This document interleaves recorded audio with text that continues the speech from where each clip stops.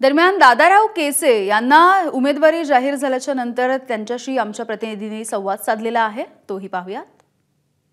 विधानसभेचे माजी आमदार दादाराव केचे आपल्या सोबत आहेत। नुकतीच भाजपकडून त्यांना विधान परिषदेसाठी संधी देण्यात आली आहे। काय आपली सर्व पहिली प्रतिक्रिया? या राज्याचे सन्माननीय मुख्यमंत्री देवेंद्रजी फडणवीस साहेब, या राज्याचे सन्माननीय अध्यक्ष बावनकुळे साहेब आणि या देशाचे गृहमंत्री अमितजी शाह साहेब, या देशाचे अध्यक्ष लड्डाजी यांचं मी पहिल्यांदा अभिनंदन करतो, आभार मानतो।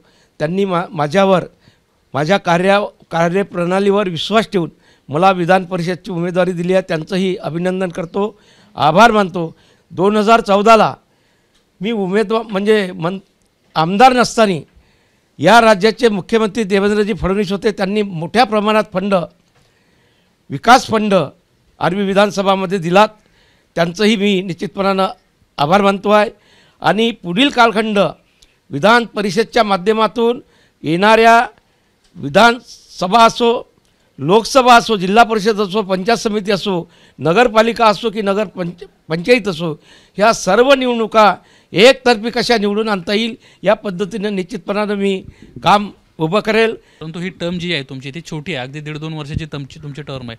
पुढं काही तुम्हाला सांगण्यात आलं आहे का आत्ताच, की आत्ता जरी ही छोटीशी टर्म असली तरी पुढे जाऊन तुमचं पुन्हा एकदा वेगळा एक विषय निर्णय घेतला जाईल, वेगळी काही संधी दिली जाईल? एक पिक्चर पाहायला मी का एका दिवसाचा मुख्यमंत्री काय करू शकते आणि त्या भूमिकेतूनच माझी टर्म जरी कमी असली तर या मतदारसंघामध्ये सर्वाभिमुख काम करण, सर्व समाजाला सोबत घेऊन पक्ष संघटना मजबूत करण, हेच आमचं ध्येय आहे। धन्यवाद। देवेंद्रजींचा फोन आला का? देवेंद्रजीचं सतत आमचं चालू राहते।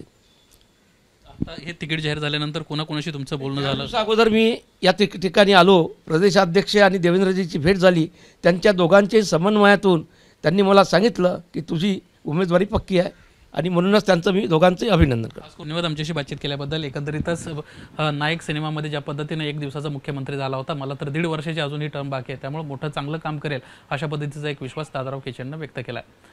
कॅमेरामन अरविंद वारगेसह निलेश बुदावले, एबीपी माझा, मुंबई। एबीपी माझा, उघडा डोळे बघा नीट।